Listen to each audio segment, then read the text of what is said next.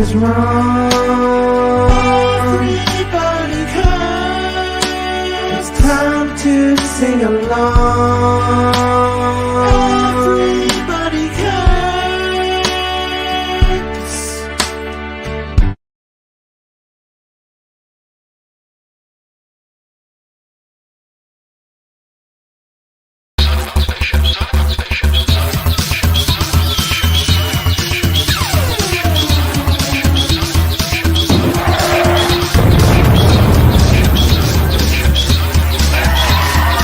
With MakingStarWars.net.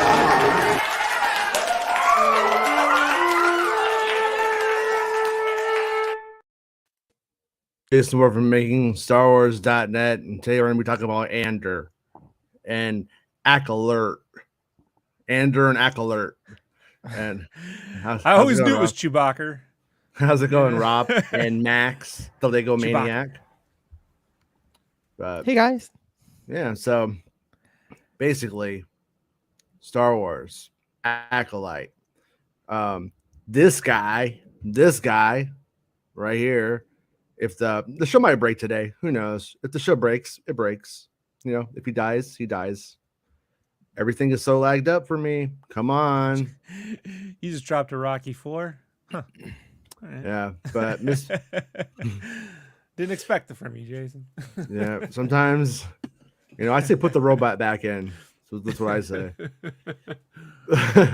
But yeah, Ahsoka's dropped some stuff today. Hey, Rick, how's it going? And Andrish and As a True. I like that. I like that little power droid. I like that little gunker. It's looking pretty good. But anyways, As a Truth. Yeah, that's the As a Truth. Okay, here we go. I'll pull up a slideshow. That won't break the show. Really quickly. We have a little bit of Andor news.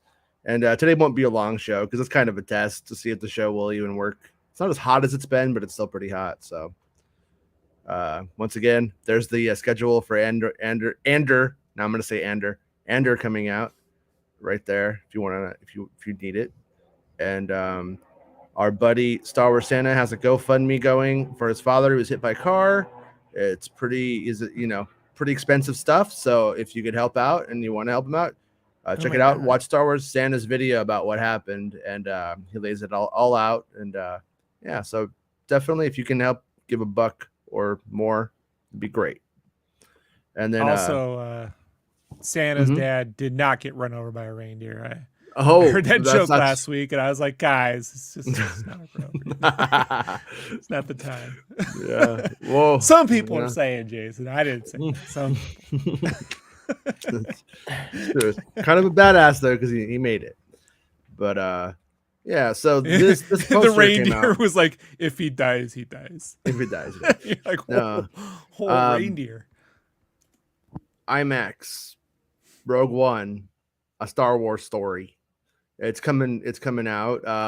For some reason, Jyn Erso was turned into a Chewbacca. It looks like, because I just see Chewbacca in that poster in the middle. I only see Jyn Erso. I see Chewie. But yeah, but it's coming out on the 26th in IMAX and IMAX theaters. Yeah. I was told by Disney it's Rogue One, the COVID edition, Jason. So you know. Yeah, you're probably gonna get it. Yeah, probably. Yeah. But have fun. Then I'll be immune. Disney re-releasing Star Wars films. Never seen that before, huh? George, I'm a big believer in herd immunity now. So you're immune? Immune? Yeah, I'm immune to her. Yeah, I put her on my she's on my wait list. But anyway, I think it was a mistake that the stuff initially went out. I don't think it was supposed to when it did. And you can go to Fandango and get like an update for the re-release of when the tickets will go on sale. But there's no show times, there's no locations. It's just the 26th. And I'm a little bit like, come the fuck on. I mean, it's like today, you know, it's the 15th. it's like you got to give people a little bit of time to like organize that, buy the tickets and all that kind of stuff, So I'm hoping they get on it pretty soon.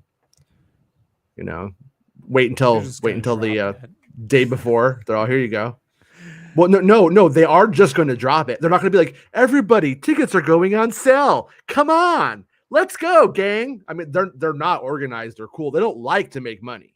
Like that's not. They just want to get their like degrees from like Harvard and Yale and then show up. I work at Fandango now.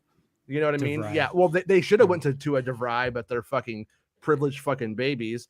And then they end up working in these fucking ticket companies. They don't know their ass from their elbow. Every time tickets go on sale, everything crashes. You know what I mean? And then you try to organize anything with them. Side story. My wife, we have this old VCR, and apparently she had a tape got jammed in there 20 years ago. So it's not the parents doing it, is it? So it's some stupid thing. And so she was like, I want to get this out finally. And so she watches a YouTube video on how to like disassemble a VCR and then repair it. And I'm like, you learned TV VCR repair from a video. She was like, it does work. Yeah. And she was like, get out. Just go get a podcast. Don't you have a podcast to go do? I'm like, not on Saturdays. Is the moral of the story that the people at Fandango should try VCR repair instead? No, I'm not necessarily picking on the Fandango people specifically. I've dealt with all of them, and it's always just random weirdness with them, and they never seem to know what's going on. There's just like no communication between them and who they sell the tickets for. They just don't know what's going on ever. Just fucking randomness. And the tickets will bags, right? Well, my whole thing is I know that you're not going to make it easy on anybody. I know you're not going to make any sense. But if you're gonna not make it easy, not make it make any sense, can you just fucking put the tickets on sale? You know you're doing it. Can you just do that?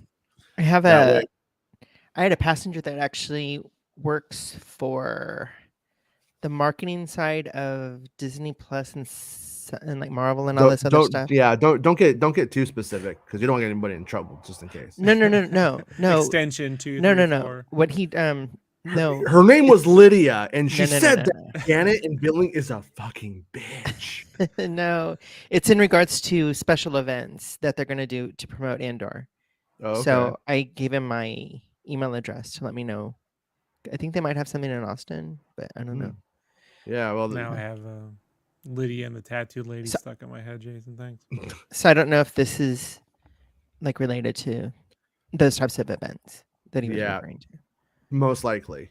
And the big deal, I mean, it's probably not really a big deal, but there's going to be with an exclusive look at the new Disney Plus Star Wars series and Andor. So you're going to get to see something from it. I've seen people going off the rails about it. They're going to show the first episode. They're not. They wouldn't say that. They wouldn't say what they said on that poster. They want to show you the first episode. I wish that was the case too. I would love to go see Andor, and in fact, I wish that they were just showing the first 3 episodes theatrically instead. That would be a better use of my time in general. But the Inhumans killed that. Yeah, but the fucking Inhumans can get arrested. I don't even know who or what they fucking are. Well, Disney knows because they spend money. Yeah, Disney is fucking stupid. The Inhumans was a dog shit stupid idea from the very fucking start. Don't let that affect Star Wars, you fucking idiots. Do it with Star Wars and then see what happens. Then go, oh, well, the Inhuman just sucks because it worked when we did it with Andor. But instead, but yeah, I hate that shit. Like right now, we're we got She-Hulk coming out. We can't have Andor and She-Hulk at the same time. Really, I promise you, you fucking morons. People can watch 2 shows on the streaming service in a month. I promise. It's fucking totally possible. No, I pay my $7 and I watch 1 show because I don't want to overtax the Disney people. I'm a fair man. Crunchyroll proves how genre fandom can watch several series at the same time. Weekly. You know what I mean? All with super competing crazy storylines, wild genre. I don't know. I just hear the stupidest shit all day, like all day about it. Oh, they did it because that other show didn't do good when Obi-Wan was on. The other show didn't do good because nobody gave a fuck about the other show. Nothing to do with Obi-Wan. I mean, maybe I guess if there is no competition on your platform, maybe it will do better. I guess if you have nothing new coming out but that one thing, maybe. But yeah, these people, I don't know what they're doing. They're fucking weird. Anyways, I just thought this was funny. This guy, he doesn't like Rogue One. Got him the Rogue One shirt back when he was like 3, thinking he would grow into it really quickly. I don't know how kid sizes works. The kid's about to turn 9, and it's still Rogue On when he puts it on. But he's gonna get ripped like that real muscular kid, isn't he? He's gonna go Captain America 10 years ago. He's gonna go Captain America. I think there was that kid with super muscles and shit. It was just yeah. But he put the shirt on, and he's down to go. He's down to give Rogue One another try. Rogue On. Yeah, Rogue On. Yeah. Andor and Rogue On. He's gonna get his Rogue On. Look at his Rogue On. His Ogon. Actually, I think it's Ogon. Ogon, take me away. When are we getting Andor skins in multiverses? Oh, dude, they put the Gremlins are coming. Fucking looks cool as shit. It's not how I envisioned that phrase. Yeah. I think you're gonna be Gizmo, because the Gizmo stuff leaked first. I think you're gonna be Gizmo, and then like you're gonna get wet, or you're gonna eat food on the ground. You're gonna make them drop food, and you're gonna eat it, and then you're gonna spawn the egg, and then from the egg comes Stripe. Yeah, it's pretty cool. Wow. Yeah, I'm pretty excited about it. I'm gonna like fuck some shit up with Gremlins. But anyways, Ahsoka's who's in the chat right now. So if you have any specific questions, if he's still around, we could ask for clarification. Says Scipio, the Mun. We're going Mun or Mun? Mun, whatever. Hey Leah Rose, how's it going? The Mun homeworld appears in the Acolyte. Concept art was created for the show, showing huge snowy mountains with tall cities with sort of tentacles and a bell-shaped roof. Me and my source compared the art with some clips from the Clone Wars, and I have confirmed it is Scipio. So I'm guessing that we have Ahsoka's. We have an architectural match here, where the architecture of Scipio matches with what you're seeing here. Okay.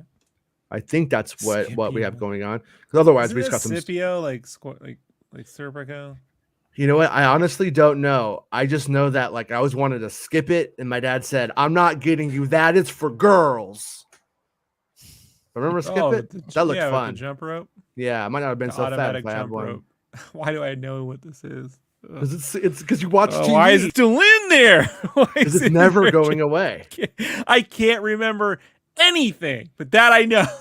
Yeah. Fucking nerd. You're right. Commercials got us, Jason. Oh yeah. The only sense I ever heard Bill O'Reilly make in my whole entire fucking life was he was talking about how when, you know, and I don't even agree with him on it, but he was like, when kids hear lewd lyrics, you don't forget it.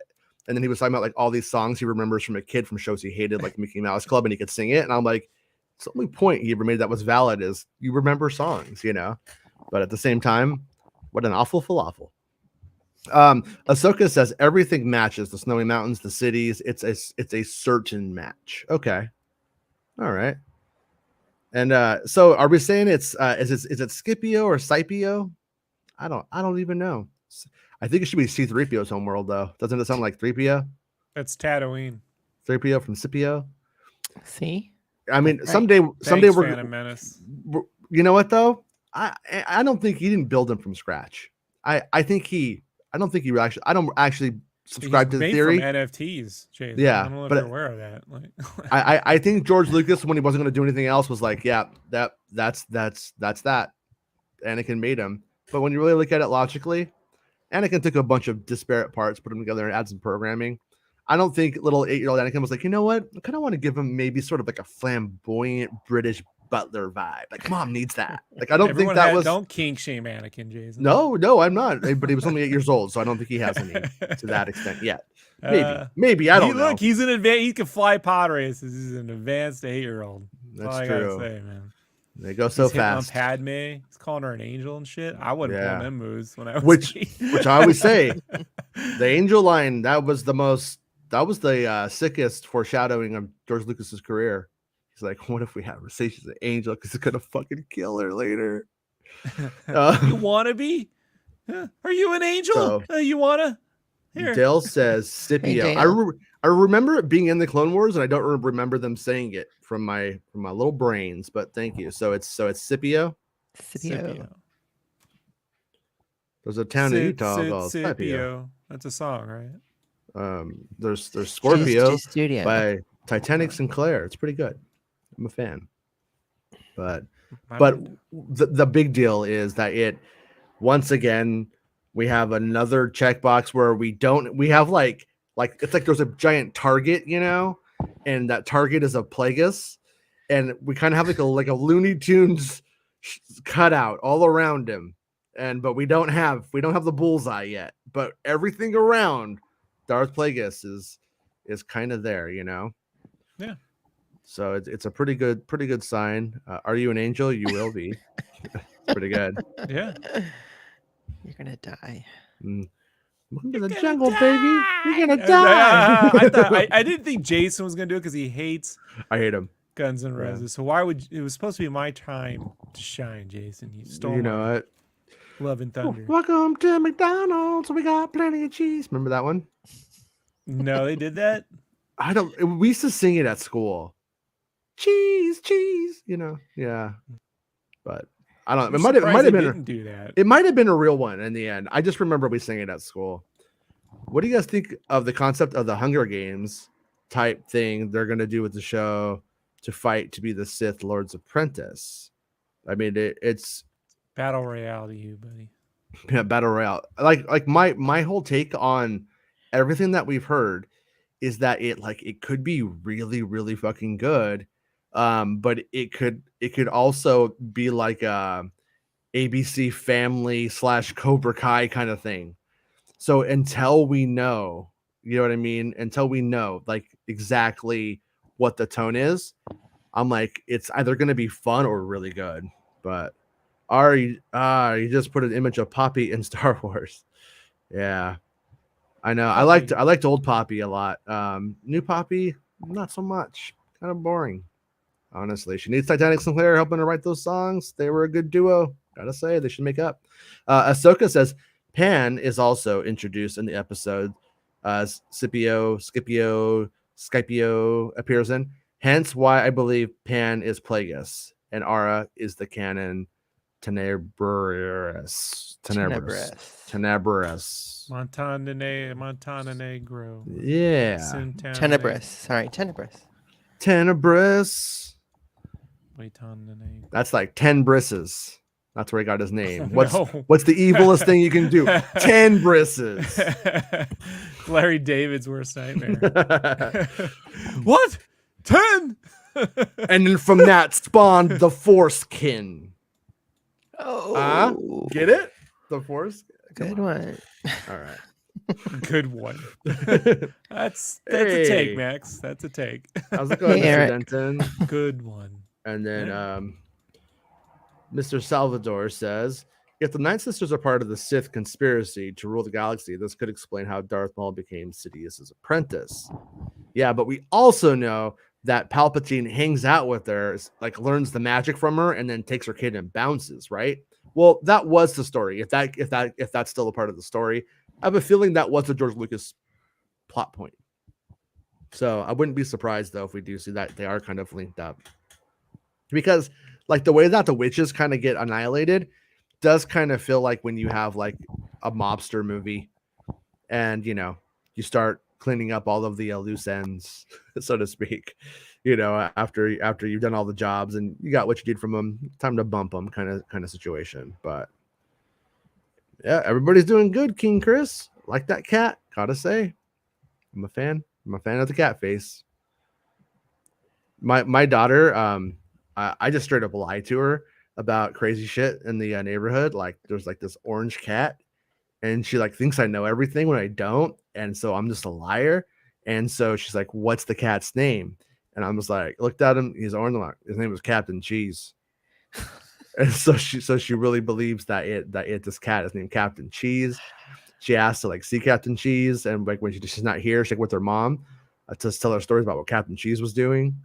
Like, yeah, Captain Cheese can ride a skateboard. I thought Captain Cheese riding a skateboard. Yeah, and she's It's just such like, a very short window between when they believe everything and then they never believe and then they believe anything you say. nothing. Yeah, It just turns off. I'm I enjoying remember when it. that happened with me and my dad. He was not happy. Owen Wilson walks in a room and says, "Kacha." Yeah, is that from Bottle Rocket? I was telling Bestman Bulletin the other day. The skateboarding like- one? No, it's, Ciao. Bottle Rocket's the one where Owen Wilson and his brother, the other Wilson, are gonna like do like a robbery. They have to like hire a safecracker who's just like this random guy named Applejack, and I don't know. It's like, what's his name? The guy who did Every white guy had like sleazy, skeezy white guy in the 90s had a cereal name like Special K, Applejack, Honey Smacks, Grape Nuts. That was my name. I was Grape Nuts. Yeah, Bottle Rocket, they have a code. They have a Owen Wilson comes in. I wonder if that's referencing it. I haven't seen. I don't think I've seen Cars. I don't remember seeing Cars. But he goes caca. It's like the code. I saw that. Oh, movie. ka-chow. Oh, you're saying ka-chow. I was saying caca. Like caca. Caca. Yeah, like Makes Gizmo. sense. Gizmo caca. Caca. Caca. Gizmo caca. Caca means poop.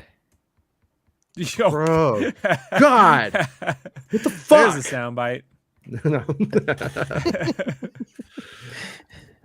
I like the idea that we say all these really terrible things, and then like Max does one like kind of just like juvenile thing. We're like, what the fuck? Fucking serious right now? Yeah. He's like, I'm trying to eat my Apple Jacks. I love Apple Jacks. That's my favorite cereal. No, Mm-hmm. who's the guy? Who's the guy that made oh god, what's his other movies? Fucking Rushmore. The guy who did Rushmore. Paul Thomas Anderson. No, that's not Paul Thomas No, Anderson. Paul That's Wes it. Anderson. No. Not even. Yeah, not it's Wes even. Anderson. He Wes made- Anderson, not Paul That's what I Thomas said, Wes. Wes. In the second one, I Oh, said okay. Wes Anderson. Wes. But you said Wes. It's Wes. And don't Wes on the electric fence. Don't you know the song? No, Wes Anderson. His first movie's great. After that, he becomes all style, no substance for the most part. I think, anyways. Nah, I like the Grand Budapest Hotel. Yeah, you would. I don't know what that means. Says a guy quoting Rocky IV, but all right. Yeah, there we go. Man of the people. All right, I'm Wes Craven. Yeah, that'd be cool. Wes Craven started making those movies. My Feel favorite Wes Craven bit is when he's wearing that Freddy shirt and hat and he's the janitor in Scream. He just open the door. Henry Winkler's like, hey, what's up? He's like out there. It was like a Family Guy moment before Family Guy. Yeah. All right, let's see if this works. Let's see what happens. There we go. Look, it remembered where we were before our last interruption. Yeah. So let me know if I start cutting out, because if I do, what can I do? The first time the audience sees Cassian Andor in Rogue One, he's shooting his contact in the back. Remember that stuff, right? Okay, let's go to Rebels and Villains, old and new. There are 195 speaking roles in Andor. 195, that's a lot. A challenging prospect, but one that executive producer Sane, I don't know, Wallenberg. We're gonna call him Wallenberg. We're gonna call them Wallenberg. Was prepared to take due to the quality of the material. When you bring Star Wars to the small screen, you get more time to really spend with the characters. So it automatically becomes more about character. And that's also what I think the audiences will come back to every week. Of course, they'll be dazzled. And of course, there will be some razzle. No, there will be action that will be part of the adventurous journeys that Star Wars ultimately sets you on. But the engagement with characters ultimately what drives you back and what will give it longevity. Tony Gilroy is a very character-driven writer in the first place, and he writes families ever so well. I think when fantasy is at its best, you always deal with problems and conundrums that happen in our real world. So there we go. So that's probably getting at Cassian, I mean, obviously the rebellion stuff, but Cassian being sort of a disappointment to his family and bucking up, Yep, just like all of us. just like the rest of you, myself included. Yeah. Add Susanna White. She's a director. The Thing also, if she works you hard, you can call her a white slaver. George Lucas approves of that. The thing I've always loved about Star Wars is those classic polarities between good and evil, dark and light, which have been in storytelling going back to the ancient Greeks. What's been unique about the experience is that we're looking at those things through the eyes of these incredible characters that Tony Gilroy has written. Hey, you got the job, Susanna. All right, come on, you got the job. Stop kissing butt. Says Gilroy, we are just as interested in the lives of the members of the Empire as we are in the people of the rebellion side. So Andor is a large scale character study of a very potent moment in history. He thinks it's real. Don't tell him, guys. I think he thinks it's real history. I think he thinks canon is like a history book. Isn't it? Max. What? Your mic is making all kinds of noise. It's true story. Oh, all right. Yeah. So the character of Cassian Andor is naturally at the heart of the narrative. Blop blop blop blop blop blop. Playing the character in Rogue One had been an immense thrill for Luna. I was really excited. Oh, really? You were really excited? Okay, here we go. I don't remember Andor. you ever reading Kenobi bits like this. They didn't release this for Kenobi. Ingress Moses coming. Oh, you were really excited, Ingress Moses, blah, blah, blah. I don't remember you ever doing. Sorry, I had to go blah, in. blah, blah. Sorry, there were people trying to start a race war because they saw a black lady with a lightsaber. I'm sorry, starting race Sorry, war. God. It'd be nice. It was Couldn't just complain. it was just a theory, bro. Just a theory. He continues. I forgot about those dudes. Andor is They an still doing it? homage. They still buying Teslas and shit? I don't know. Okay. Probably. Alright. He continued. Andor is an homage to that beginning of Star Wars and tells a story about regular people and what they can actually do to bring about change. It's when science fiction connects directly with reality that makes the comments that have to be made. That sounds like some real woke stuff to me, you guys. I'm getting a little nervous here. Toby Haynes her way, as they call him. Working with Diego is a dream for any director. He is a Really highly like that one. an intelligent and nuanced actor and a details guy. Not a tech guy, details guy. He plays every tiny line, he plays every moment, and he is focused and very dedicated to the role. What was particularly interesting about watching him assume the character of Cassian 5 years before Rogue One was set was that he was playing this guy who was younger and knows less, who is not the hard-boiled, fully formed hero that you meet in Rogue One. So that means we get to have people going, oh, that's not what Cassian would do. Oh, that's not what Cassian does. And it's like, no, hey, you stupid fucker. He's not there. Yeah, but Cassian would shoot the guy at the back right then. He would just fucking do that right then. So Yes. He's not as hard-boiled either. This is a guy who is less formed. He is rash. He is more impulsive, and he has a younger mindset. And the way that Diego embodied that was a real pleasure to watch. Cool. I like to watch. Whoa. Tony Gilroy notes that a profoundly painful incident from his childhood had shaped much of Cassian Andor's character. There is a His trauma. father wouldn't let him get a skip it. Yeah. No, wrong show. Write what you know. Write what you know. Different show. Okay. There is a trauma and an anger and a bitterness inside of him, says Gilroy. Sounds like me. I Yeah, like but what was it? What happened? That's kind of weird. It's just a fire that will not be banked, and he's suffered from it. His life has been really distorted and messed up by oppressive colonial power since he was 6 years old. He's lost his whole civilization along the way.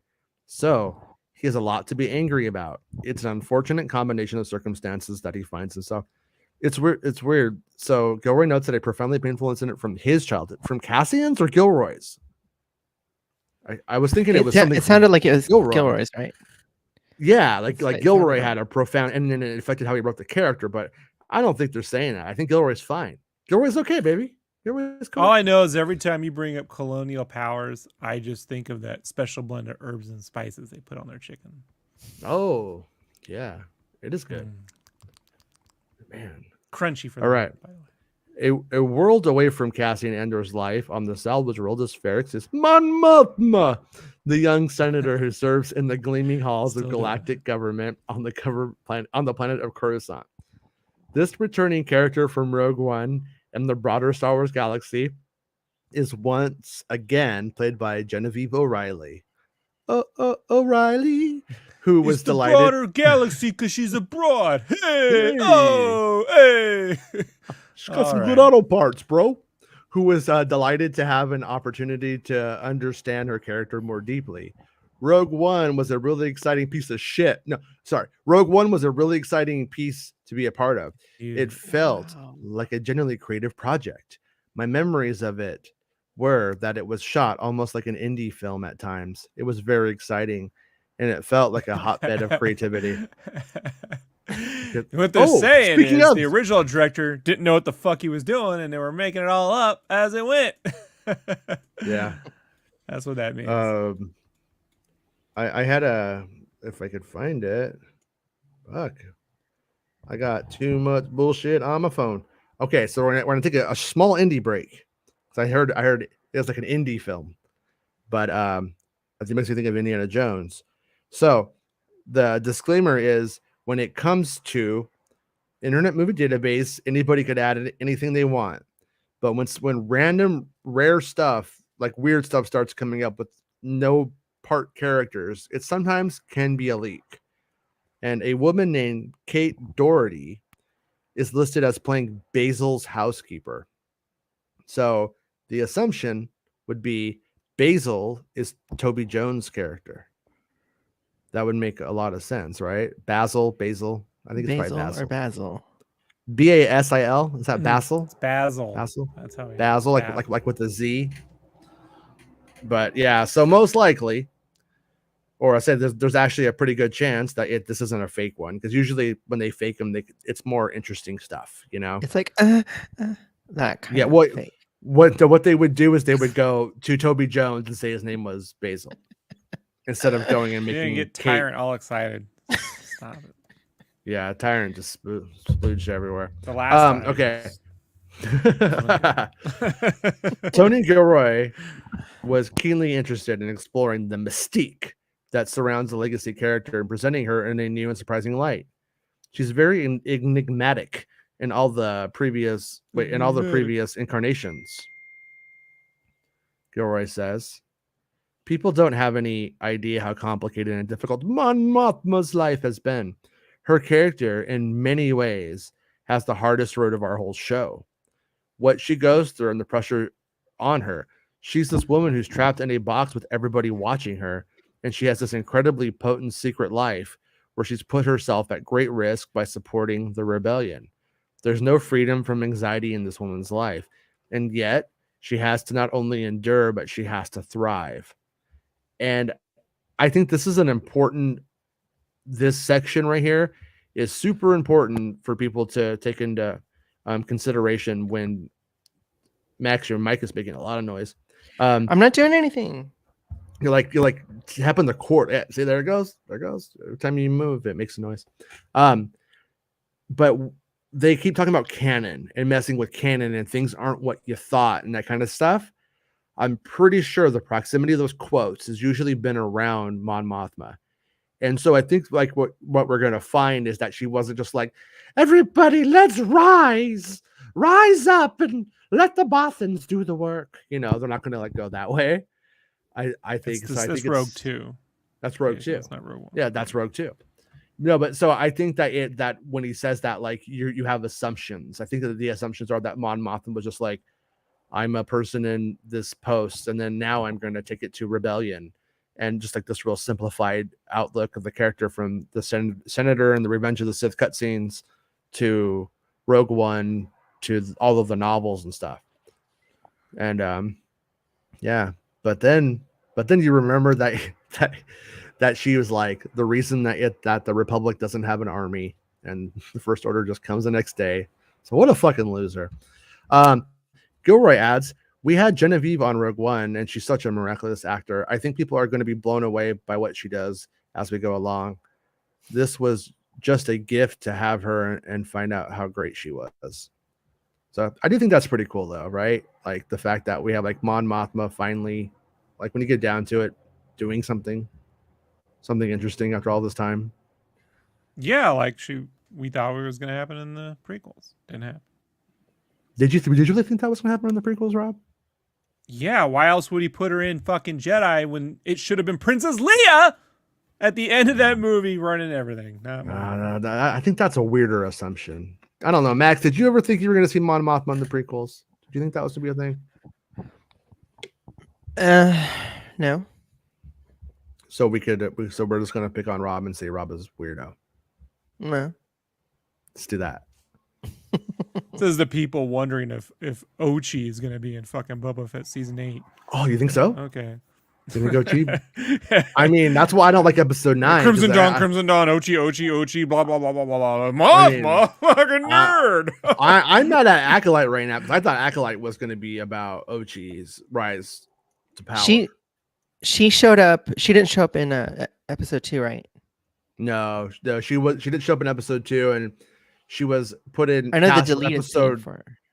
Yeah, she wasn't until episode 3 that she was like cast in that part, and then deleted. Yeah, and it's not really. It's probably not even canon now, but it could be. Sometimes there's like aspects of the cutscenes, and things that end up in the novels. Like if it ends up on screen and it's in the novels, it's canon. But if it's not, so it doesn't necessarily like elevate it to being canon. But I think if it doesn't stand in the way of anything, it probably is. I kind of think that's where they've always been with that stuff. But who knows? Max don't know. I don't know. Rob, do you know? Something canon. Blah blah blah blah. blah. In a book, whatever. I heard it. O'Reilly found much to admire in the new show. Andor is an intricate, character-driven spy thriller that lives in the world of Star Wars. I feel like the characters live within Star Wars and yet are deeply driven by their own individual impetus. I think what's extraordinary in Gilroy's writing is that there are worlds within worlds within worlds, and it feels at once universal and personal. And that's really exciting writing for me. Okay. Impetus. For Wallenberg, delving further into the characters that the viewer had already encountered is the perfect reason to make the show. She explains, it's a real gem of a storyline to really explore Mon Mothma and offer insights that nobody will have been expecting. It's a real Who is she truly? Turns out their verbiage is so old timey, dude. Like it's like yeah, so great. I like it. What are you reading from? The Andor production brief from Disney. Okay. Yeah, I think she's gonna like be dealing meth or something. We're gonna find out. She is a legacy character. We really punch a load of these dough whips at the parks now because I'm on Mothma.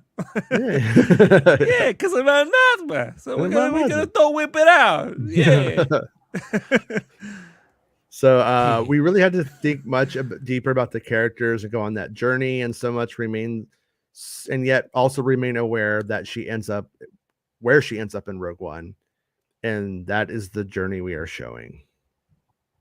So this is where we get into some of the stuff that confirms what Bespin just said. A new character, heir to the Empire, huh? You know what I mean? All right, that's what really matters. The time for the attack has come. A new character created for this series is Cassian's adoptive mother, Ma'arva Andor, played by Fiona Shaw. Ma'arva I'm guessing her name is Marva. I don't know how you say that shit with double A. Just say Marva. Marva. Has gone from NCO. being a prosperous businesswoman in this town to being still respected, but she's aging, explains Tony Gilroy. Her son is confusing and a disappointment. It's something that she worries about constantly. He's had so many troubles, and when our show starts, he's really deep in trouble. So there's the confirmation. Cassian Andor is adopted. Andor presents a universal story for Shaw. I think Marva is a pilgrim. Also, I think this is also important about why the production was called Pilgrim the whole time. Don't you think? I think Marva is a pilgrim. I think her husband is also a pilgrim. There are souls wandering through the universe trying to make a living and trying to not look at the thing that we'll trying to not look at the thing that we all try not to look at, but maybe we've been forced to look at it, which is governmental power and imperial power. It's a wonderful tale of morality in that all individuals should keep an eye on who's got the power, because before you know where you are, you're serving that power rather than living a free life. So, yeah. Next thing you know, you're buried under a golf course in Mar-a-Lago. Yeah, it's weird that codes. It's crazy. Disney didn't call it a Trumpian tale. I thought that's what she said to Empire. Yeah. Shaw is very taken with how Star Wars stories have evolved over time, explaining from the very first Star Wars that the need at the time was for us to look forward to new technology. Now we have technology, and the unknown we look to is the human mind. That is the frontier we are always exploring. And so the franchise has come to deal with psychology and emotional vocabulary. As opposed to all that cartoon shit we just did. So what I'm trying to say is that Andor's got these feelings, right? And he just can't talk about it, you know? Yeah, he don't get no respect. All of his buddies, they all laugh at him when he tries to say how he feels. But he feels stuff, you know? He feels things. He feels things, like, you know? We all do. I don't know where we're going with this. I mean, I don't know either. She continues. Tony Gilroy is keen on Andor being as human and as three-dimensional as it can possibly be. And I think that allows actors to be in this strange world of costumes and planets, but actually to understand each beat of the story emotionally. So the other woman in Cassian's life is Bix Kalleen, played by Adria Arjona, who runs her family's salvage yard following the death of her parents. So Arjona runs a salvage yard after her parents die. Yeah. I'd be like all the time. I just like go over there and I'd just be like, hey, I'm looking for a flux capacitor. You know, any excuse. Explains Tony Gilroy. Everybody on Ferrix can take everything apart and put it back together. It's a city of mechanics and improvisers, and she's no exception. She and Cassian had been flirting and dating and circling each other and breaking up since he was like 10 years old. I had been breaking up with her since I was 10 years old. 10 years old. Oh yeah, why not? So still older than Anakin. I mean, it does. It's just like little childhood thing, Max. It's not, he's not taking her to, out to get a steak dinner or anything. They know everything about each other. Jar Jar lollipop tongues. They know everything about. God damn it! They know everything about each other. They're meant to be together, and yet it's been impossible all these years. When we come into the show, she's done with him. He's burned every last bridge. But they do have this business together and stolen material, and that will come to controversy in the first episode. So controversy. Mm-hmm. She's like, we're done. Which is also what Bespin said. Bespin said she was sort of like had the ship and kind of like moved the stolen goods that he stole, or like he get the stuff and she'd move it or something like that. Right. Describing her character, Arjona offers, Bix is a hardworking woman. She's a complicated woman who is very handy and strong.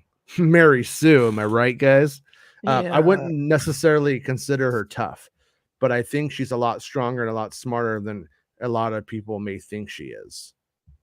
She adds, Biggs is the owner of her salvage yard, and she's been very much in charge and in control, and you see it by the way that people behave around her as well.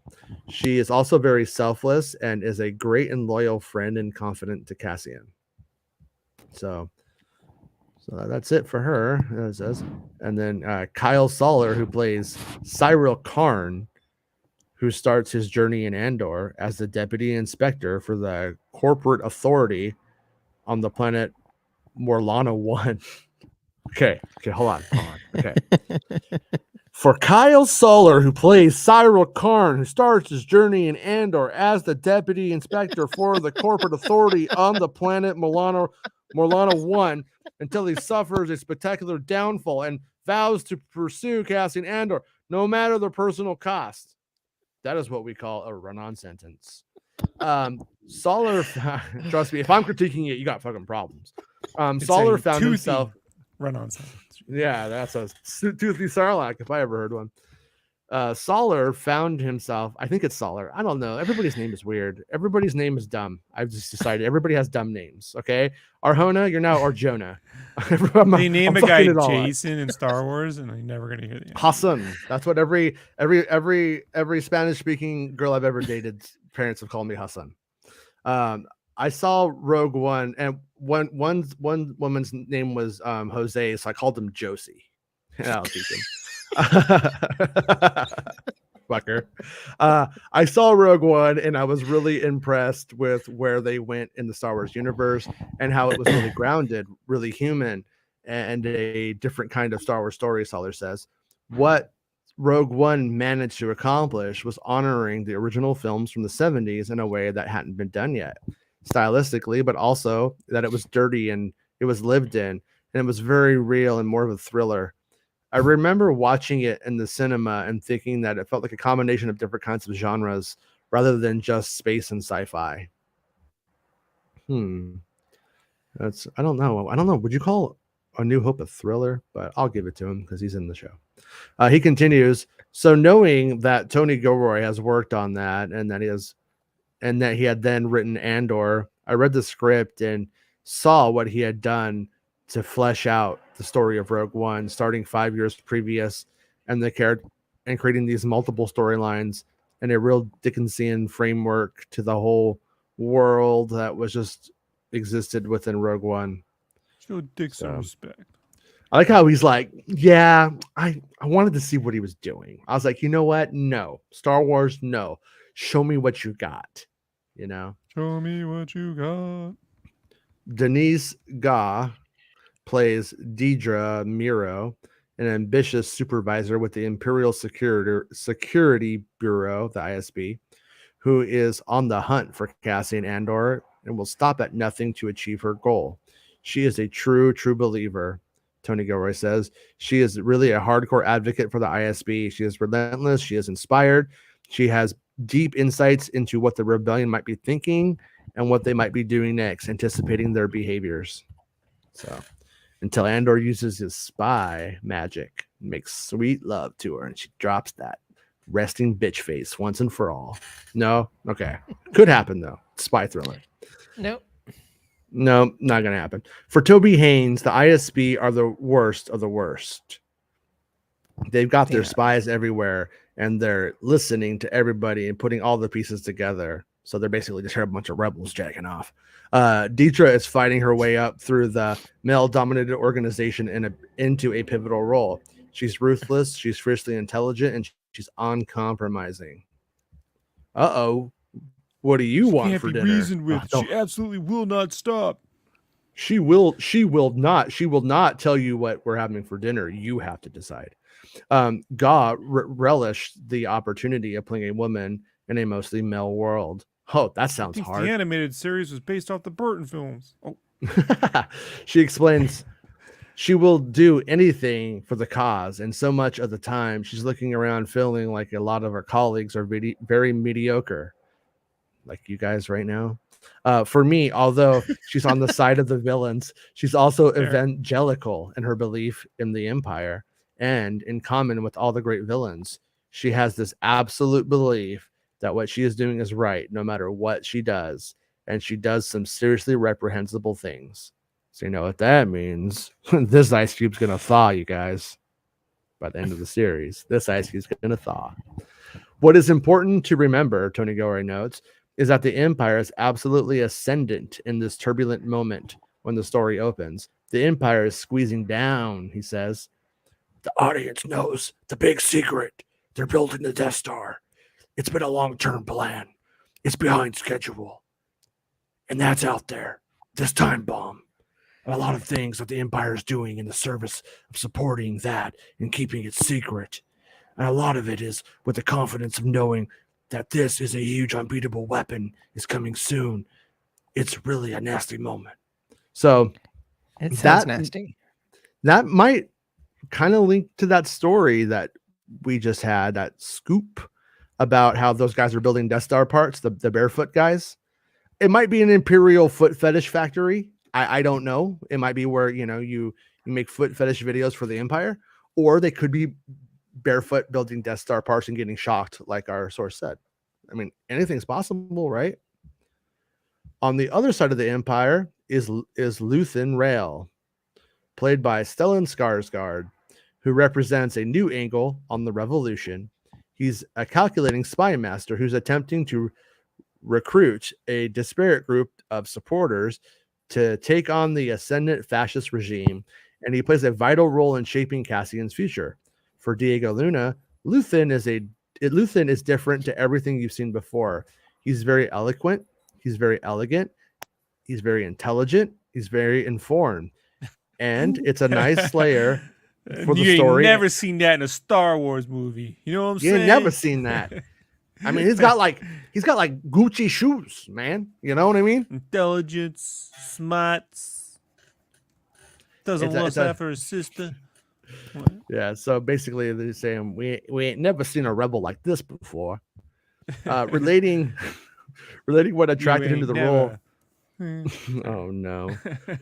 Relating what attracted him to the role, Skarsgård says, "I love Rogue One because it's interested in the human conditions and the human conflicts. So when I talked to Tony Gilroy, the things he talked about when we talked about the character were very interesting for me.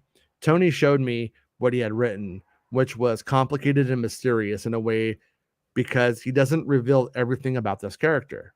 And still, after 12 episodes, you don't know everything. So maybe he doesn't die. We had heard a rumor that it was like a funeral. Maybe he fakes his death. Where's the beef? Well, there was a thing that there was like a funeral scene for one guy's, like, Luthen's wife, or we thought, or something like that. Maybe it wasn't Luthen's wife. I don't know. But anyways, yeah. So Skarsgård finds Luthen to be quite an interesting character. He's complex, and there's a lot of contradiction in him, says the actor. What attracts me, because I don't really like the idea of good and evil people. That's sort of a binary way of looking at humanity. I think it's an incredibly dangerous way to look at humans. So I'm very grateful for the ambiguity of the character. He lives in a kind of double life, or maybe triple life. We don't know. He's actually is two characters in a way in the story, which makes him a lot of fun to play, going between those two rather different characters. So it sounds like in a way he's sort of like they're kind of doing the same thing with him that they're doing with Mon Mothma, and maybe like we're going to see these sort of similar but like-minded people sort of beating up or something, you know. Unless he's actually it's all a big ISB plot to make an empire and crush it. I mean, make a rebellion and crush it. Explains Tony Gilroy, Luthen Rael is the master puppeteer of our show. He is the character that links many characters, and he comes at the Revolution with an incredible intensity. When you meet him, he's got a secret identity. He's also a very upscale gallery. He has a very upscale gallery where he sells galactic antiquities. But the hunt for antiquities gives him permission to go off and fly around to do different things. Luthen has been out in the galaxy for the past 13 years, talent scouting, building relationships, buying stolen military equipment from one place, selling it someplace else. This links up to George Lucas's black market ideas funding rebellions, making sure that people talk to each other, building this huge network. He deals with Mon Mothma on one end and finds Cassian on the other end. The timing of their meeting is very providential for both of them. Adds Toby Haynes. Stellan is such an intelligent and creative actor. Remember when he put his costume on for the first time, he immediately inhabited the role.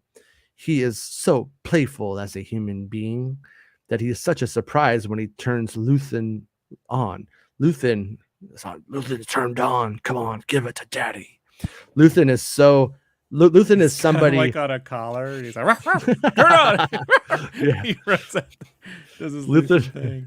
is somebody who has dedicated his life to the rebellion, who is also prepared to give his life to the rebellion and expects you to do the same. He is somebody who is ruthless at the core and has such incredible drive and intelligence. I already said all this.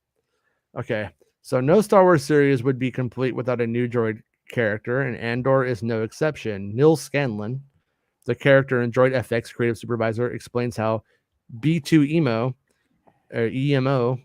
came into being. We chose to design something that was more reticular in shape, a little smaller, a little squatter. Obviously, like all the droids in Star Wars, they have a purpose.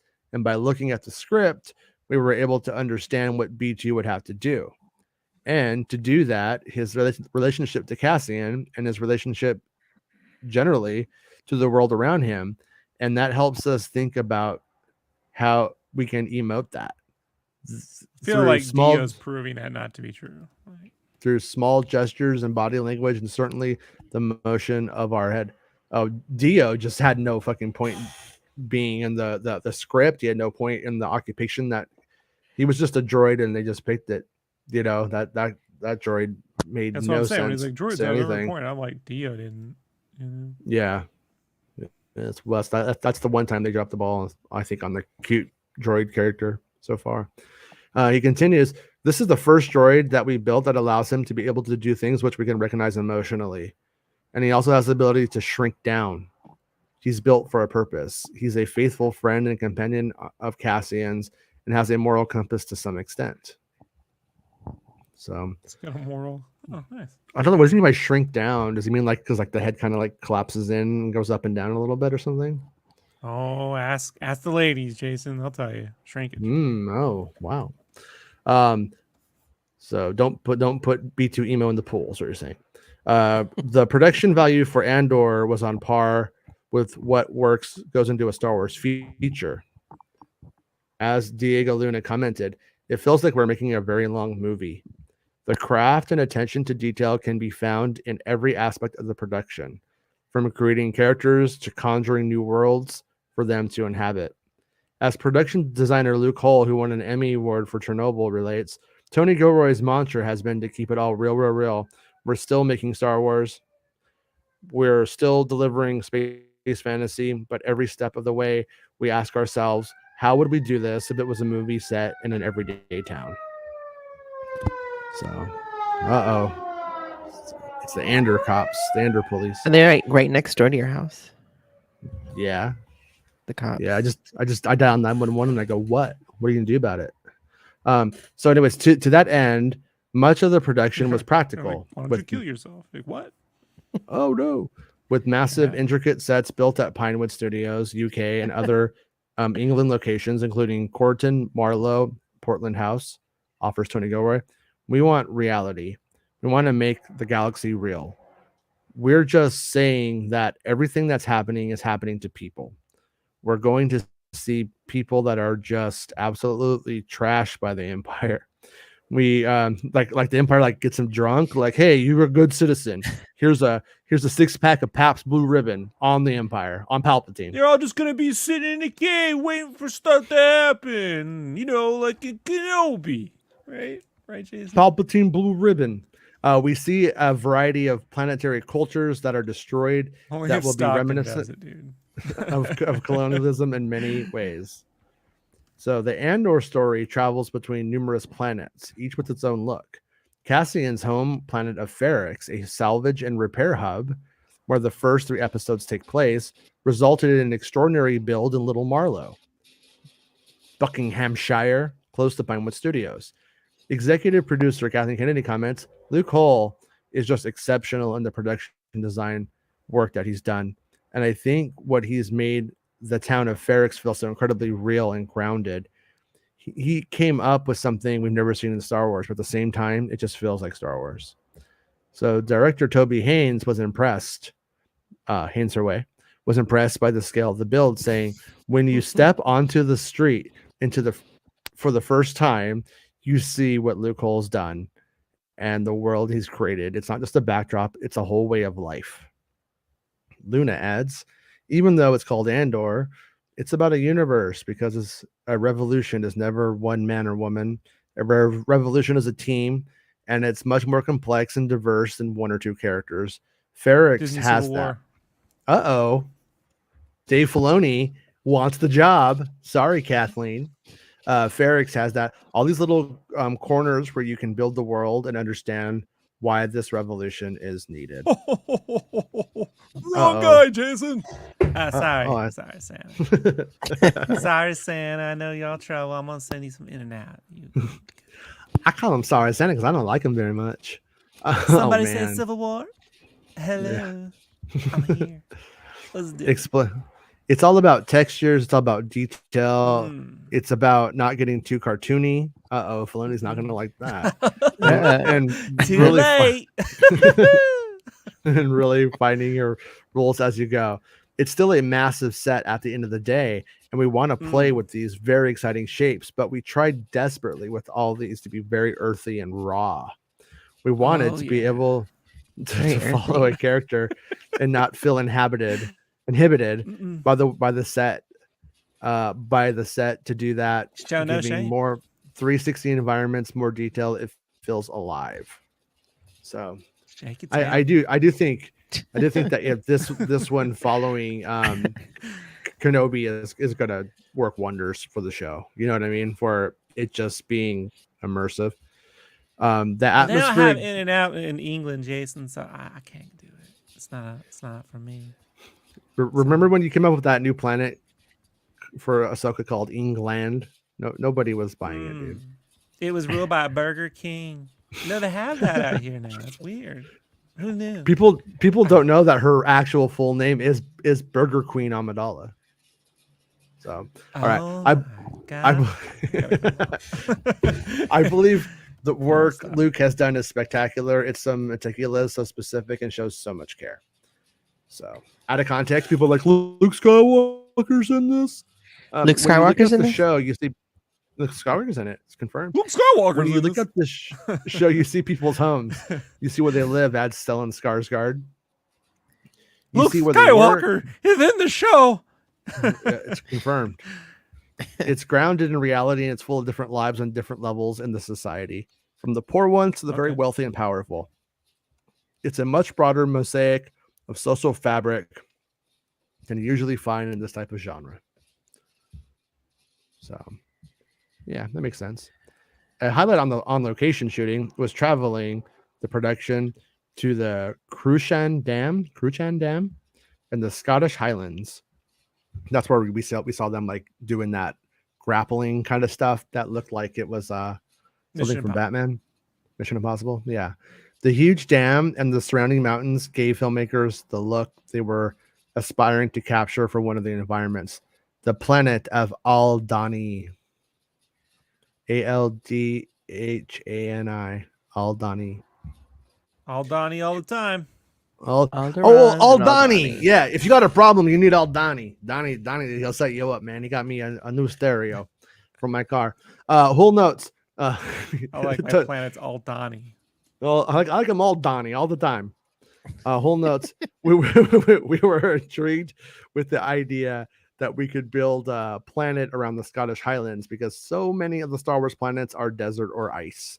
It was so interesting to find a tangible landscape that could form a different version of a planet. He adds about the dam. If you look at the dam, it looks like Darth Vader's mask. The notion of everything that we're trying to do with the series is to suggest that the Empire was built on a blight on any landscape, so it was perfect. So, Perfect. yeah, old Donnie went down to Taco Donna. Anyways, just as well developed characters and spectacular sets and locations were instrumental to creating the lived-in realism Tony Gilroy sought for his spy drama, so too was a musical score that would help set the right mood for the dramatic episodes and heightened the overwhelming feeling of tension.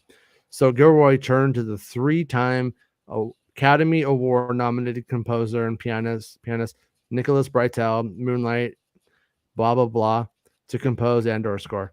Says Gilroy, music in Star Wars is just absolutely essentially identified with John Williams. I mean, bow down. But we're going to do a whole other direction. We needed an entirely new vocabulary. We're taking a new visual vocabulary, a visual storytelling vocabulary, a new casting vocabulary, all these things. We're going to make a new musical vocabulary. Nick Breitel was not only available but interested. Nick is just one of the premier composers. Nick is just one of the premier composers of the moment right now. He's just on fire and he's inspired. Translation: Breitel, we ain't paying for all that William shit. We ain't running up and buy him. We do what we want. That's what that means. Yeah, you got a piano, because if you don't, Tony Gilroy will steal you one, and his cousin old Donnie, he'll bring it on over. He's And talking you can just write the whole thing. vocabularies. He'll get you a speaking spell. You know what I'm saying? You want to... It'd be Yeah, that's they just use a speaking spell for to be emo, whatever the fuck his name is. Looks a little bit like a speaking spell if you look at it. Like, a little bit, yeah. Kind of has a little bit of that play school vibe going on. Breitel and Gilroy began collaborating on music for Andor 2 years ago, long before it was time to enter the scoring stage to record. But the extended creative period gave them time to truly develop an understanding of the level of focus and commitment scoring the first 12 episodes of season 1 would require. Says Tony Gilroy, we both underestimate the amount of work it was going to take. All of a sudden, it turns into this gigantic thing. But it's been one of the great creative experiences I've ever had. Tony Gilroy recalls hearing the theme Breitel had penned for the series for the first time. One day I went to Nick's house and he played this theme and I was like, oh my God, that's our theme. I called Kathy to say, we have a theme. he was just there for the weed and he played the theme. Yeah, we already read that part before, huh?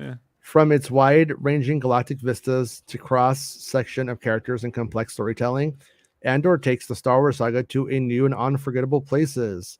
The depth you can go, being able to fertilize a field with characters is pretty exciting. I want the audience to experience everything. We have aspirations for every single part of the audience's emotional life and expectations. This is a show that has incredible adventure and heart-pounding action. We crescendo from episode to episode, but we're also telling a story that is heartbreaking, angering, and even shocking in some places. Except for Tyron, So- he could care less.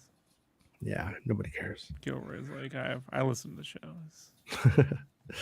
About the cast, Diego Luna is an executive producer, is an internationally acclaimed actor, director, and producer whose work blah blah blah. His native Mexico and Hollywood and globally. I mean, we know who Diego Plays Luna Pokemon is. Go. You know, He's also the voice of Chip in the upcoming Warner Brothers animated superhero comedy DC League of Super Pets. Yeah, fuck yeah. Dirty Dancing yeah. 2. You mean the Yeah. Hops show? Chips?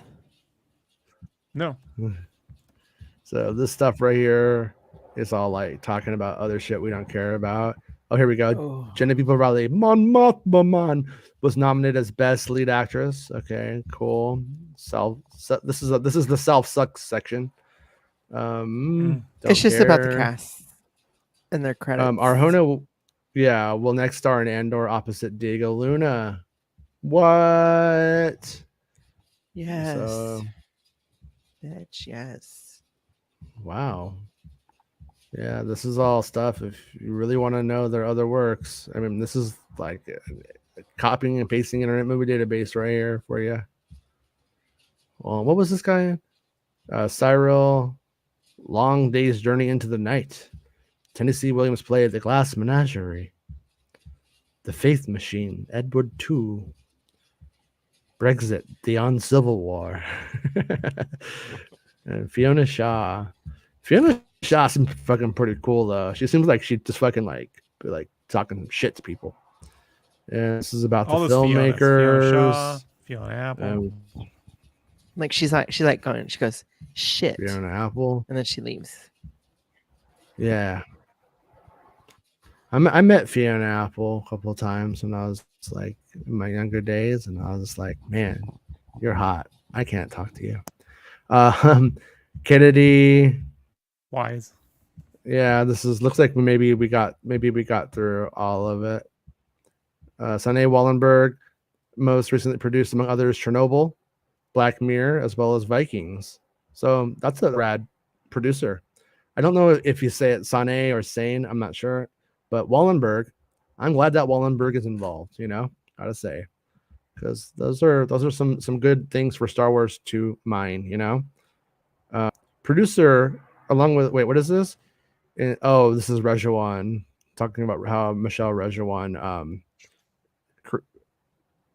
directed by Deborah Chow, Andor created by Tony Gilroy, and Willow developed and written by John Kasdan. Okay, so she produced Willow.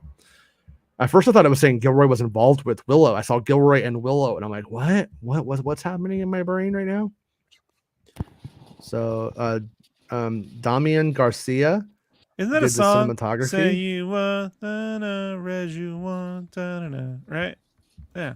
I don't know. Yeah, that's how it goes. Reju won me. I think so. Luke Holes, the other production designer. So looks like maybe this is. I never read this far, so I honestly don't know what's in there. That could be like Kathleen Kennedy nudes. I don't know. No, nothing's in here. But we did it. People said we couldn't do it, but we did it. Michael wants to know why Dave Filoni sounds like a Southern Michael Jackson.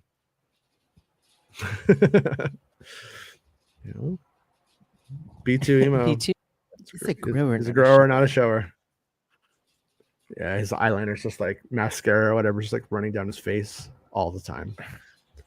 But I mean, there's not really a lot to add to that document when all is said and done. But it's what they're selling, and that sounds really good. Like it and despite how we're not here.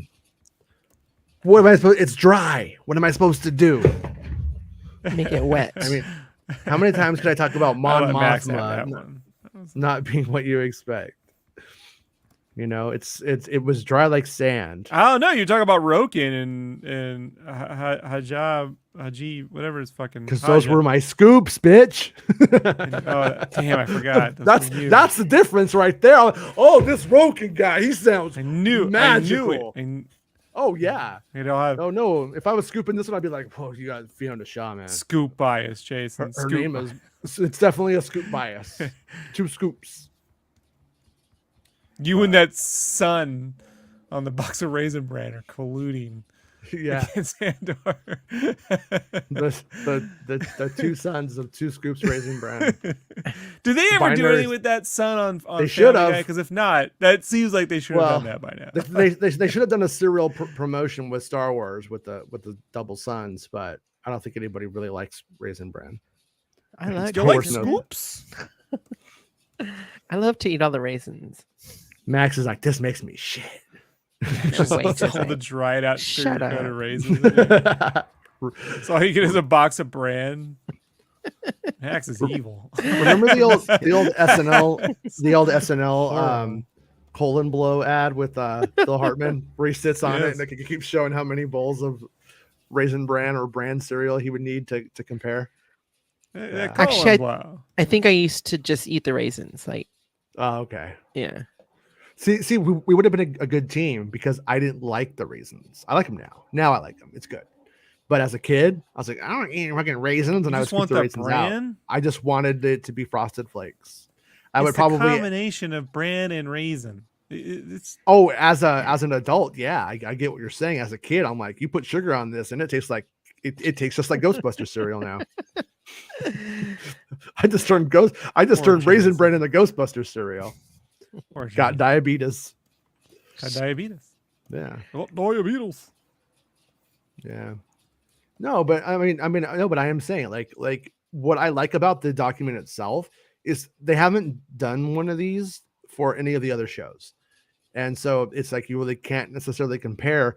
But I do know when we would hear things about like people talking about Kenobi, for instance, we would hear everybody's idea about what they wanted the show to be.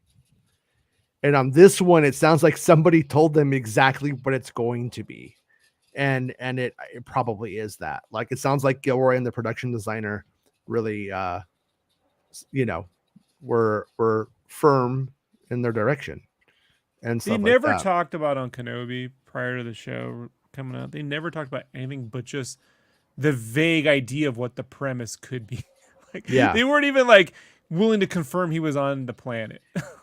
Yeah. I know. I mean, we left him in a state of whatever. Yeah, he's on the planet doing stuff. I don't know. You have to tune in and find it. Just talk about it. Like, say something, man.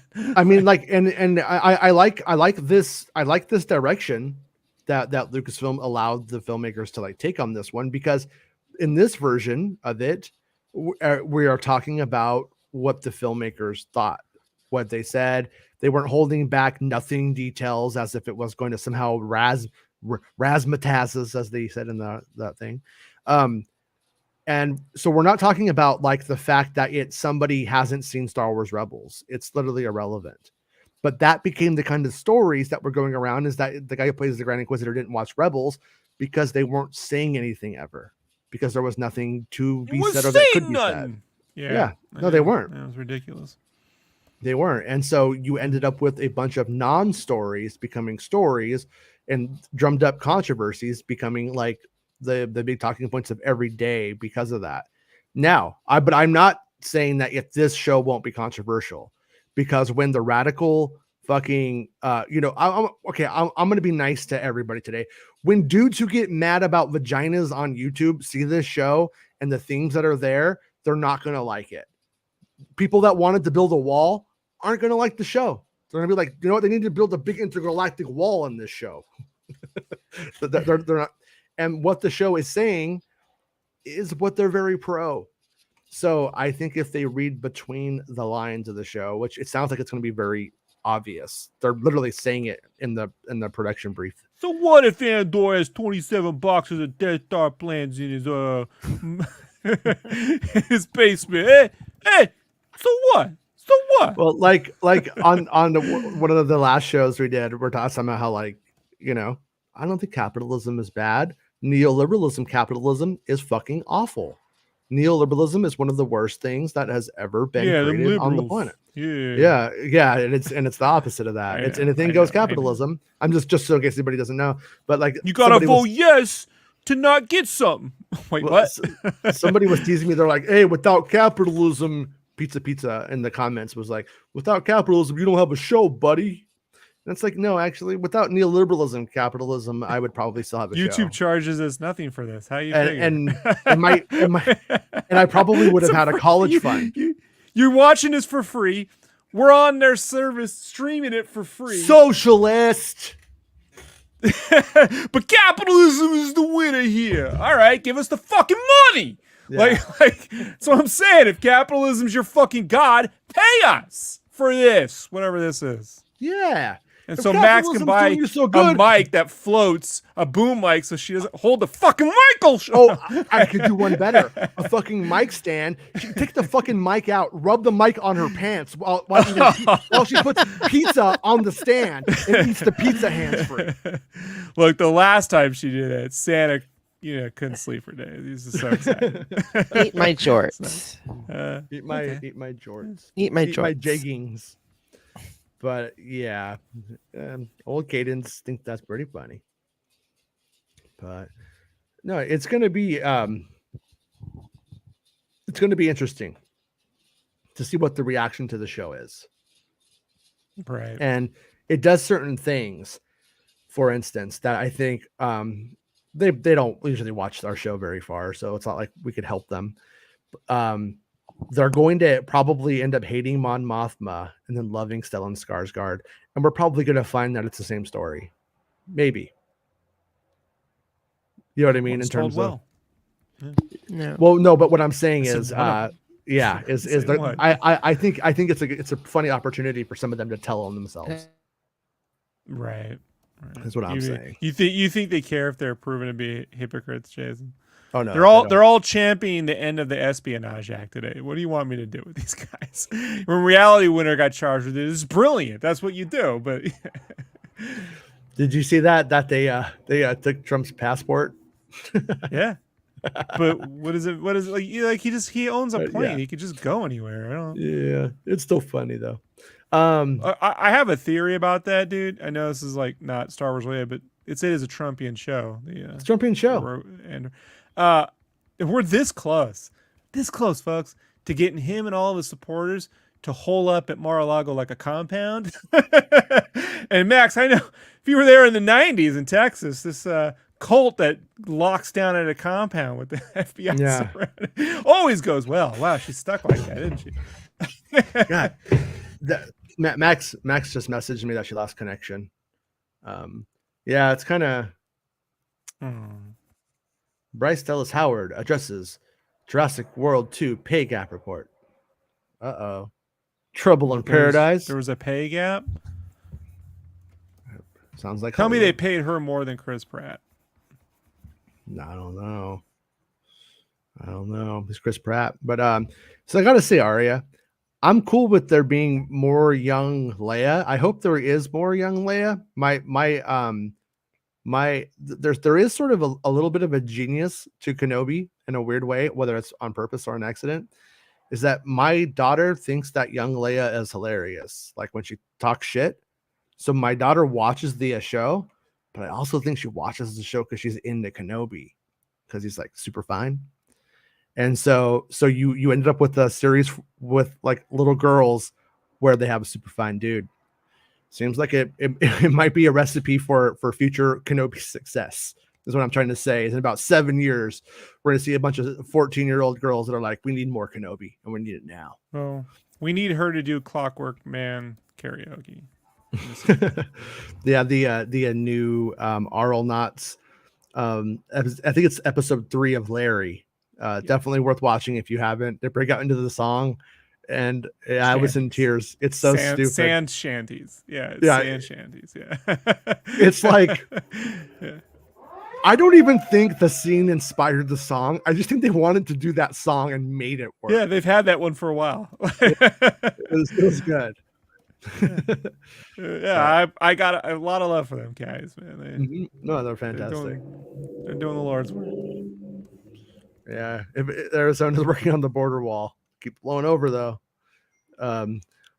Arya says, wait, couldn't young Leia be in Andor? No, because young Leia. Well, here's what I'm gonna say, Arya. If we just look at Tony Gilroy's like story, Tony Gilroy Star Wars universe, you know how people always do like the what do they call it, the Filoni verse? I don't know. What do we call it? We call it Planet Gilroydia. The tale of Gilroydia. Leia Gilroyds, like asteroids. Gilroyds. Yo, hi, we're the Gilroyds. We love everything Tony does. And they gotta do at the end, they gotta go.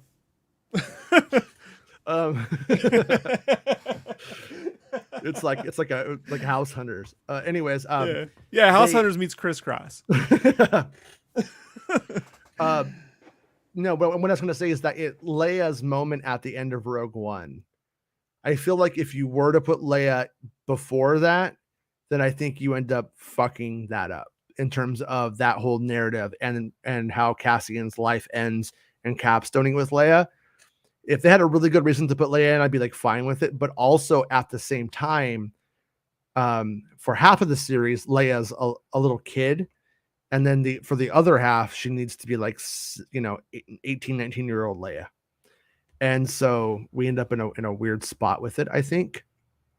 So I don't think Gilroy would do it. I think Gilroy would understand whether he had anything to do with Leia being in that moment in Rogue One either way. But I think in the movie, that's like a big like capstone moment. And so I think if you do it before, I don't know if it works, but I am hoping that if I get to see Rogue One again, when I see it, I hope I hope they redid that Leia. Wouldn't that just be rad if that was like the one reason they like did it, is they just deep faked Leia at the end of it, because that would be a nice little change if you ask me. But the Gilroyds, we need a Real You don't want them Housewives to of change Coruscant. Saw Gerrera's eye color? Yes, that too. I would take that. I would definitely take that. Okay. Like I said, I think you could. I've explained it away that all of the spy thrillerness, he's got an eye transplant at some point to avoid Explained. retinal scanner. I explained it in my mind, but I just wish they would too. You know, like I said, it's not that like if you had a character who had brown eyes and then you had a character who had green eye or blue eyes and green eyes, I wouldn't care. It's just the fact that if they made it specific to that like character, they made them dark skinned African American looking characters with bright blue eyes. Like it was a design choice to do part of the character. And it was just always weird that they decided to leave that off. Like I said, if they recast Princess Leia and, like I said, she has, different color eyes, like naturally, I don't care. But if you're going to make it part of the character, part of the costume, of the aesthetic of the character itself, kind of a weird one to bump off. Jedi Mike says, hi, Max. Max is hiding. Uh-oh. Wait. I think Jedi X616 is gonna tickle me someplace weird. That's what that means, I think. Yay, capitalism. Yay, capitalism. Yay. Hey, Max. Max, So what is Jedi X616 saying to me with this hand symbol? I don't know. I think it's pinching a little piece of rice, and it's saying I have a little piece of rice. A Vienna sausage. Jay said, will Bell Organa be in Andor? We don't know. We don't know. I don't think we've ever got confirmation that he was, and that one image that was going around was fake. And Bespin Bulletin had heard that he was up for stuff on Not it. all you people wanted just the new characters, because all the old characters, they screw them up. So no, Mr. Ty Cox here, he likes a little bit of everything, I think. But so anyways, I'm going to say that with as transparent as they have been this far, I wouldn't be surprised if there was a plot point eventually to getting Bail Organa up to be a part of this club. Because like when you look at Star Wars Rebels, Bail Organa and the Rebels, they're their own little thing. Stellan Skarsgård's not there. So it makes me think that if this part is linked later, is linked, you know what I mean? Like he's not like the first but who knows? I mean, but I'm gonna bet against it right now though. Probably not against it in season 2 though. Because yeah, you're not wrong. Like story wise, would make sense. So just like Mon Mothma being in the prequels would make sense. Yeah, I mean it makes sense, but I don't think it was a promise. Oh, bro, the only thing he promised us was that he was going to make the movies, and he fulfilled that. Really late too. They were supposed to come out in 1994. That's what he said at first. I don't think he started writing until 1994. I wonder what they would have looked like. You know what I mean? Tron. Would they look like? No, I mean they would have looked. Would they have looked? No, What they wouldn't have had the money. wouldn't have had the money to make them look that good at that time. Think they'd look like Lost in Space? I hope that so. movie? Yeah. Matt LeBlanc, Lacey Chabert.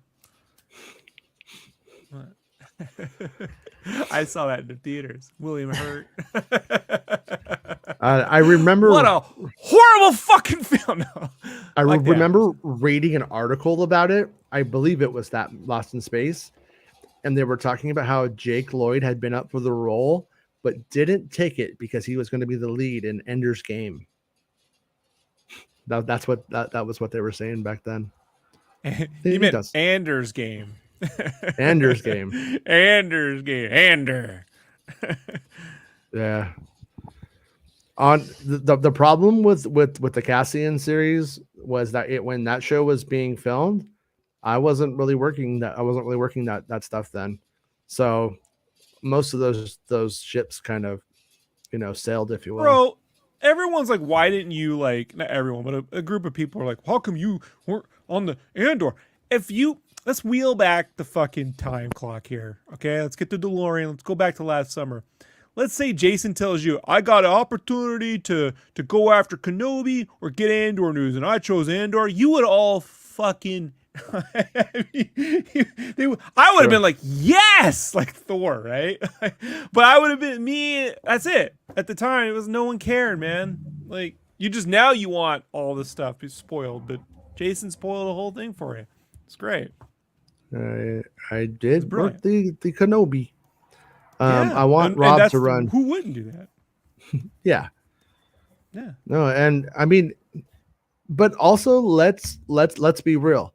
There's a really good chance that Andor is going to be one of the best Star Wars things that has ever been made. There's actually a good chance. It has a lot of potential, but there's also, I'm going to say, a 10% chance it's just fucking boring. No, right? I mean, so far we know people who've seen it who aren't Star Wars obsessed, and they said it's a bit slow. And they said said that about me, Jason. They weren't talking about the show. You keep confusing that. I had to correct you. Well, no, because it falls into it falls into this like really, really weird TV niche where it's like really adult, intelligent television, but then at the same time it's Star Wars. And so, which is in a weird way has its foot inherently in a stupid place all the time. But I just realized I have to go. Pick up the kids from school. And hopefully Max comes back so we could say goodbye to her. Goodbye, I feel Max. bad. I feel bad. Banned from the show. You never know what the shows are going to be. I feel like I just had Max on to read to her the whole time. But she didn't really talk much this time. Well, she didn't get a chance, and that's mostly my fault. You have to read that to us. We can't just. We were talk reading. About it. I try to talk about it. You get annoyed with me. No. I just want to finish the paragraph. That's all. And I won't let you. Like, that's kind of my whole thing. Everyone's like, just let him talk. I'm like, what's he gonna do? You think you get done with that? People are like, oh, fucking mind blown. Like, it's my mind is blown. If they loved it that much, they could read it themselves, like right now. So Mike says 30% chance of boredom, which I mean, it really could. I don't think it's gonna. I don't think it's gonna be boring though. For the record, I think it's gonna be good. Hi, Max. I think it's gonna be great. Max thinks it's gonna be great. Great. So Max, I have to go pick up my kids from school. I know. And okay. I'm glad that we got to hang out with you. I'm sorry that I had you on and just read to you and didn't let you talk the whole time. Oh, I don't care. I know. I'm You're cool. You're what? I'm oh, now we have a pattern. Now we got a pattern, Max. I might be tomorrow. I may be available tomorrow. Yeah, come over tomorrow if you can. That'd be a good time. Yeah, I'm waiting for another car. If we go early, can you do it like 11 my time? If we do it early, okay, cool. Yeah. All right, everybody. We'll be back tomorrow, probably at 11 a.m. Pacific Standard Time. The computer worked today enough for the most part, and thank you, Max, for hanging out with us. Thank you, Rob, for letting me yell at you. Whatever this is, whatever it is I do here, I understand. No, and thank you to everybody for liking the video, being a channel member, subscribing to it, to Jedi X616 for, I don't know, pinching my thingy with that emote. I don't know what that was about, but thank you, Kurt, for being Kurt. Thank you. Remember, everybody Kurtz sometimes. Everybody. All right, we'll see everybody tomorrow. Bye. Bye. Bye, kidding. Of the show. Come on, let's go. Hey! It's the end of the show. Come on, let's go. Hey! It's the end of the show. Come on, let's go. Hey! You know you should go. Come on, let's go. It's not about spaceships.